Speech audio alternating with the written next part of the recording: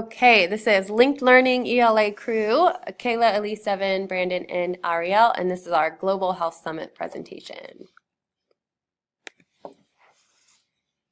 So our context for learning, we are teaching to 8th graders in a middle school in Linda Vista. It is a STEAM magnet school with PBL emphasis and linked learning. 90-minute class periods. Demographics, we have 67% Hispanic, 21% Asian, 8% African American, 3% white, and 1% mixed race at the school. The class is reflective of those demographics. There are 27 students, 19 males and 8 females in this class, 9 IEPs, 3 English language learners, and 2 GATE cluster students with 13 Latinos, 6 Asians, 3 African Americans, and 5 white students in this particular class. Okay, so the prompt, after covering concepts of stigma in previous lessons, these lessons are going to, primarily students are going to be looking at concepts of stigma through a lens of HIV and AIDS. So at the end, they're going to be explaining how stigma has influenced society's ideas of HIV or AIDS, what are the consequences of this stigma in society, and they'll be writing one paragraph with at least 6 sentences and referring to several texts in their responses. Yeah, we have a pretty basic 3-point rubric that's also 3 scales from approaching standards, meet standards, or exceed standards. Our 3 subjects will be grading on. So they demonstrate a clear understanding of the concept and consequences of stigma. They pull from multiple texts read in class, and it's written in an organized fashion and uses proper grammar, punctuation, and spelling. All right, the first text that we'll be using is Angels in America. We'll be doing a close reading of Act 1, Scenes 4 and 5, and this play basically examines AIDS and homosexuality in America in the 1980s. And then the students will also be going to the website down there and doing an exploration of various personal narratives of HIV and AIDS. And with those texts, we have the standards and learning goals. So the first 3 are reading standards, where they're going to cite textual evidence. They're also going to determine a theme and a central idea from each text, along with a summary of the text. Especially for the personal narratives, they're going to make connections among the different personal narratives and also comparisons. And then for the final writing prompt, they have a writing learning goal where they're going to convey what they learned and do so in an organized fashion. All right, so here we have our 3-day lesson plan using the instruction, using the essence of Campbell and Latimer. It's going to start with a mini essay that's kind of seeing their understanding of HIV and AIDS already. And then they're going to trade journals with a partner and highlight their partner's most intriguing ideas. And everyone's going to share those ideas with the classroom so that as a group, they can see where everyone's knowledge at.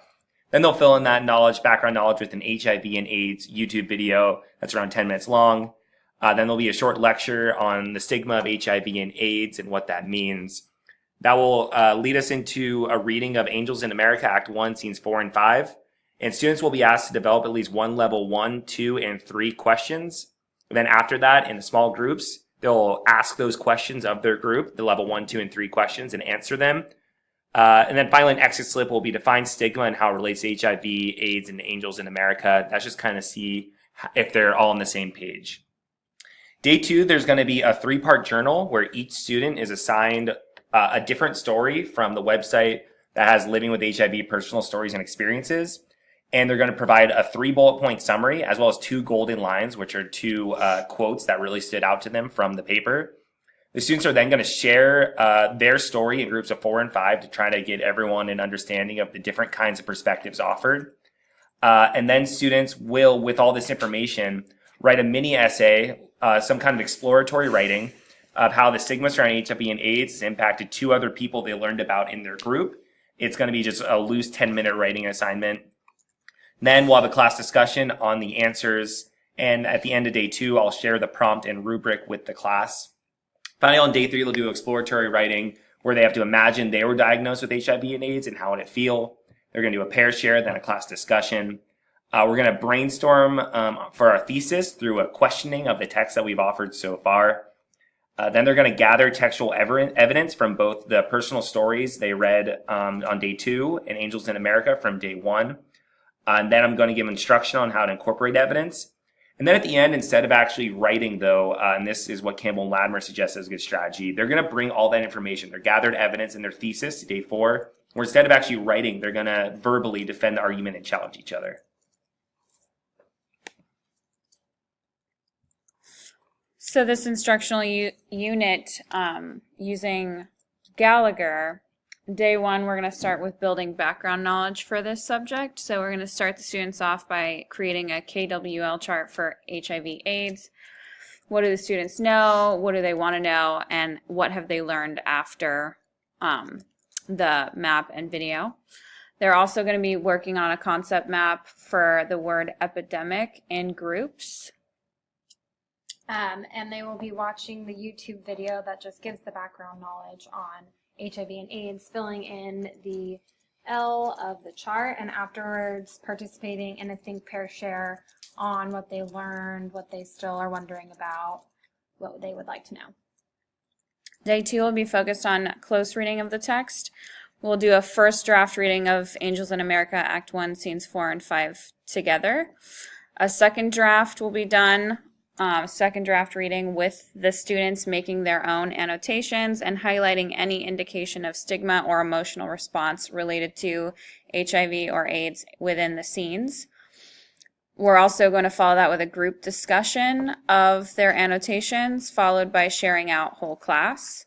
And then to ensure that the students are not primarily focusing on HIV/AIDS in terms of homosexual relationships, we're having them look at a variety of personal narratives from all different people, all with their own unique stories of living with HIV. All right, and on day 3, we'll begin the writing process. So first, as Gallagher likes to do, he likes to model the process of writing step by step, so you avoid the Grecian urn approach, as he calls it. You don't want to scare your students away by just giving them the perfect model for the example. They'll start their first draft writing, and then they'll move into the star revision, so substitute, take out, add, and rearrange, and then they will participate in the read around groups, which really helps them kind of see which one was the best, and that hopefully will produce some arguments, because then through the arguments the students will think deeply about what good writing entails. Okay, and this unit, looking through a Vinton lens, Vinton takes a standpoint of like problem-based reading approaches. And so there's going to be, right off the bat, there's a real emphasis on close reading, obviously, but less scaffolding in terms of building a background knowledge, and especially less vocabulary instruction. According to Vinton, if there's any kind of context clues, those can be sort of skipped over. So vocabulary instruction should really be kept only to terms that are relevant and have no context clues at all. On the first day, they're going to be, we'll read aloud Angels in America, and the students are going to initiate and then maintain a know and wonder chart.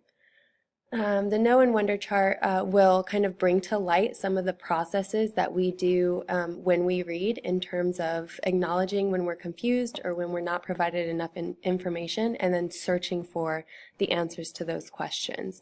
So perhaps the know and wonder chart can be initiated with the teacher, and then from there it will be maintained by the students individually. Also, in the text, it's emphasized that the teacher should be very, very familiar with the text. This is not a method for somebody who enjoys learning with the students. The teacher needs to be very familiar with the text and have a solid idea of when and where to pause and discuss with the learning objectives in mind. So the know and wonder chart is going to be the primary activity on the first day as we're reading Angels in America. On the second day, they'll listen as the teacher reads aloud certain selected personal narratives from the website.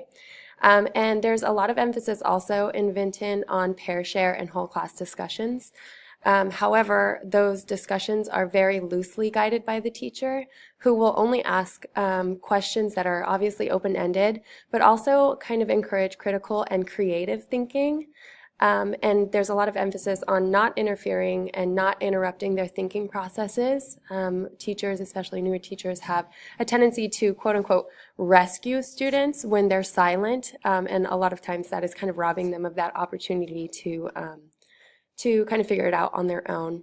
Also, of course, as they're going through these discussions, the teacher should be noticing and naming whenever the students are doing any kind of deeper thinking or making connections, or, like I mentioned before, solving problems that they have on their own.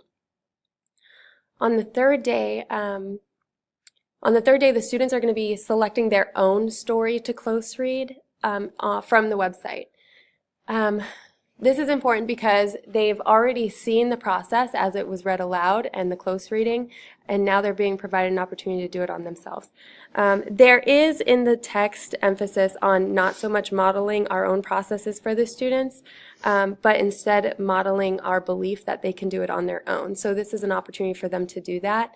They'll close read one of the stories and do whatever kind of close reading activity that suits them. If they choose a KW chart, then they can do that, or they can do text annotations or whatever they decide. Also, at the end of this day, they'll be doing a low-stakes reflective writing, which the text says is really good for, quote-unquote, initiating the contagion of thinking. So after writing their reflections, those responses will then be used to kind of initiate a whole class discussion around the text and then concepts of stigma in preparation for the writing prompt. As you can see, there are multiple differences between these instructional sequences. For Campbell and Latimer, those differences include exploratory writing, sharing between students, journaling, and it ends with a discussion using the writing preparation materials instead of a paragraph. For the Gallagher sequence, one of the differences is background knowledge, also graphic organizers, close reading, multiple exposures to the text, and then editing and revising in the writing process. And for Vinton, there are many differences. She is more problem-based. There's very thoughtful chunking. There are pair shares and group discussions with broad and critical and creative thinking questions. There's also thoughtful guiding questions, less interruption, and less rescuing by the teacher. There's less of an emphasis on vocabulary instruction and background knowledge.